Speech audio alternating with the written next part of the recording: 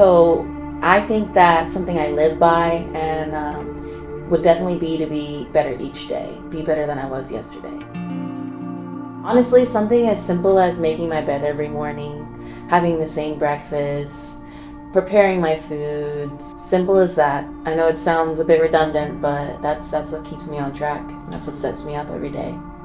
So I think that the main thing is to prepare ahead of time, right? So let's say like you come home after a hard day of work and you're like, God dang, I gotta cook this chicken, this meat right now. Like you're not gonna want to cook that. You're gonna want to go in the pantry and grab the first thing you see and just like eat on that, right? So just being prepared and having everything set out. I'm very organized. I'm very like routine. I have to-do lists. I check them off once as I'm done.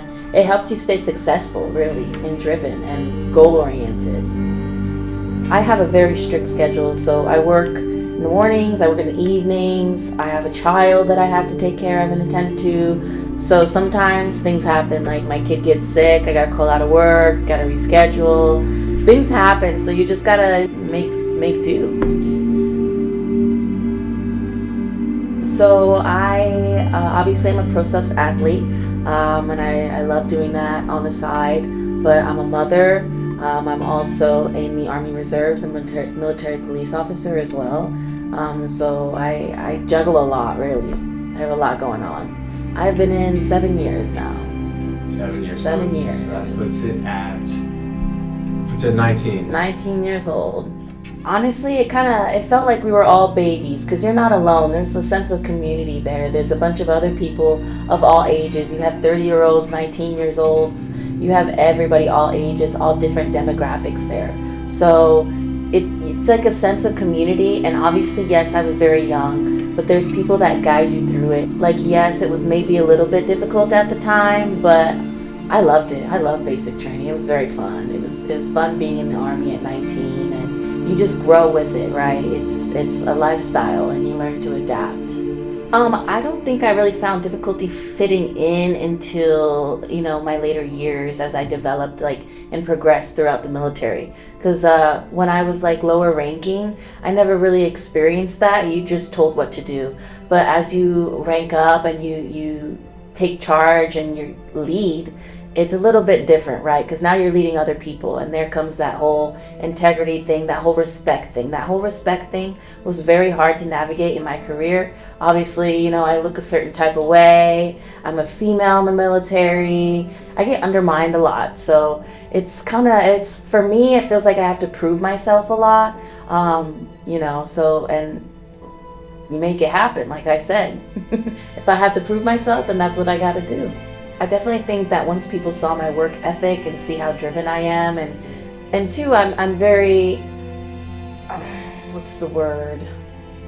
I like to encourage other people. I'm very inclusive and I make other people feel welcome. And I think that's a very good characteristic, especially as a leader to have. Because once you have that, you don't even need to prove yourself. People are just going to want to follow you, right? I'll follow into someone in the war if they're like, hey, we're going together. All right, let's do it, Let's go. Let's go. Yeah. What have been some of the most rewarding things about becoming a mother? I think just sharing my life and teaching my daughter good, healthy habits and just how to be her own individual.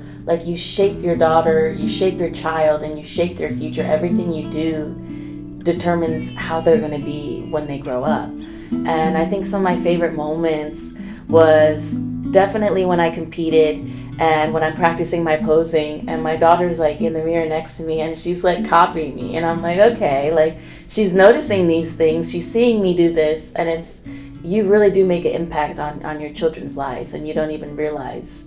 So when I ended up going on stage that first time and I got up and she's like, Mom, you got a trophy, you won. It's just so rewarding. And then we're eating cookies together at the end of it. It was great. Definitely my favorite moment right there. Besides her birth, of course. I think definitely my hardest moments was right after I had my daughter. Those postpartum stuff that you deal with as a woman.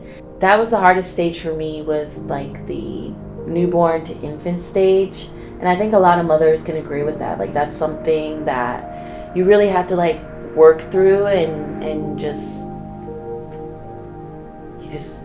got to go through it, really. There's not too much you can do. So I think one of the biggest things that I dealt with like postpartum was like body image issues. Obviously, like I had my daughter at 21. I was very young. My body was very different after you had to have a child. Your body changes after you have a child. So I didn't like looking in the mirror.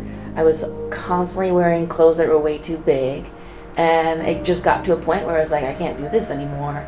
And so I started hitting the gym, and I'd have her in her little playpen next to me, and I'd be working out in the garage. And just little by little, just even that, like, it made me feel accomplished, and it made me feel like good about myself, like I did something. So I think that was very helpful for me, and that sparked something as well. Yeah, for sure. What was that balance like, not only having to teach yourself different things, but also having to almost double back to make sure that your daughter is taught the foundation of growing up? I mean, it's kind of like we're learning together, right? So I'm learning how to be an adult and how to live life, and I have my daughter with me who I'm teaching her how to take her first steps. I'm teaching her Spanish and English. I'm teaching her, how to be a person. And I think being a young mom definitely was a little bit challenging. What are some of those things that you want to make sure that your daughter has to make sure that she's her own person, her own ideas, she's confident in herself? What are some of those things? It's a good question. Kindness, for sure. That's something that you should always carry. I would want my daughter to be driven, for sure. I think, like you said, the confidence. I think that's an important one, because if you have that, then nobody else's opinion really matters, right? So. Yeah. What is you and your daughter's dynamic? Like, are you guys like best friends? Or are you guys like, what's that dynamic like? All right. I'm pretty strict. I have a very strict routine. I mean, I eat pretty much the same thing every day because I like it. But my daughter, she's not going to want to eat vegetables for every single meal, right? So if she wants something, we go to the store, she picks out what she wants, I'll cook it. I cook 2 different meals. Breakfast, we don't eat the same thing every morning.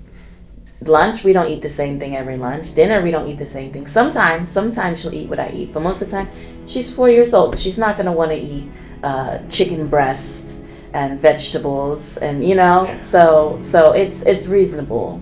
But with that also, we're pretty close. We do a lot of things together. She's like my mini me. I know people say that a lot, but she's quite literally a miniature version of me. I basically want to know about competing as a mother. What is that like? It is very challenging, okay? So prep, fasted cardio every morning, I gotta do it. I wake up before my daughter wakes up every morning. I go in my garage, I get my cardio done, and then I go make breakfast for us both and wake her up. That's how it is. Obviously, it's hard. You get hangry, you get irritable, you lose patience. But I think the main thing to remember in the back of your head is they didn't sign up for this, I did, right? So you can't be taking it out on your kid because you're hungry and you're watching her eat mac and cheese and pizza, you know what I mean? Like that, they're a kid, let them enjoy it. For me, I'm like, can I sniff that pizza? Yeah. And I enjoy it though. I also enjoy, like, when I'm on prep, I don't bake very much in my off season, but when I'm on prep, I bake a lot of stuff. Because it's like the thought of satisfying others with the stuff I can't have is like fulfilling, if that makes sense. I don't know if that's weird, but that's how my prep goes.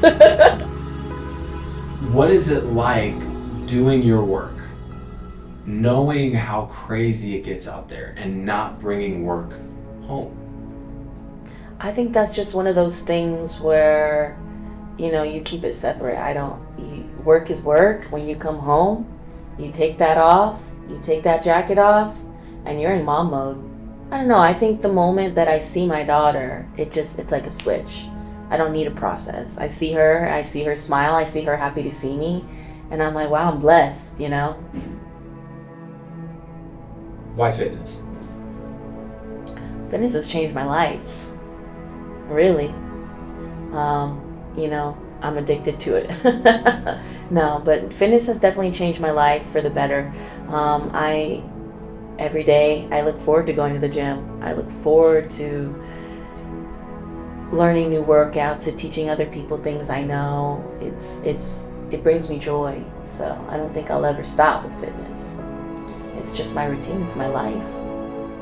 What are those two things that bodybuilding and motherhood have kind of conjoined together? I think maybe patience, honestly. Patience. Because, with your child, you have to have patience with your child. But also with bodybuilding, you have to have patience. Things aren't going to come overnight.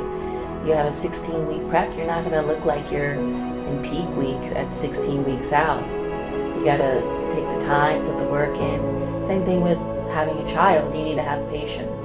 It's their first time having a life and living, just like it's your first time living and being a mother. So I'm glad I started fitness because it's changed my whole mental side of things. I used to not be as confident as I am as I am today, and I think fitness has mentally made me a happier person. It's made me kinder. It's made me more understanding as well, because I've been in your shoes. I used to not work out. I used to eat a whole bag of Cheetos every day. I know what it's like. I know how hard it is to stick to a diet. I've been there. I've done that. But now you can shift that around. You know what I mean? So it's possible for anybody, really. If a new mom, maybe not for advice, but they asked you, how do you do it? What would be something you would tell them? So I think if you're overwhelmed and you don't know what to do, you just take a moment. You think, okay, what can I do in this moment that'll make me feel better? And the first thing that comes to your mind, do it. Make it happen.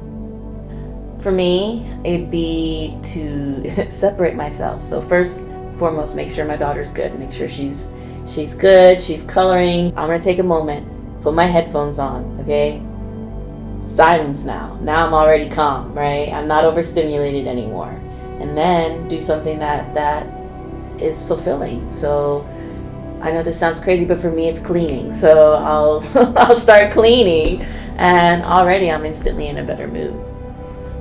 How much would you stress to someone the importance of making sure that they take time, when possible, to build themselves up, make sure to do things for themselves to where they can be 100% present for their kids? Right.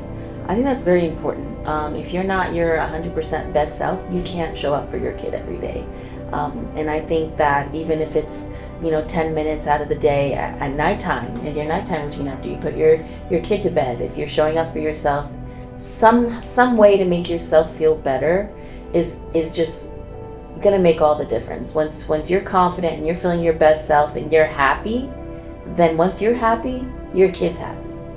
Of course your kids should come first, but you need to sometimes put yourself first as well, because you can't show up for them if you're sad or you're unhappy or you're depressed. You need to make sure you take care of yourself, so that, because your kid sees that stuff. Your kid notices when you're bedridden on the bed or things like that. Your kid notices that type of stuff. So if you're 100%, you can't be 100% for your child.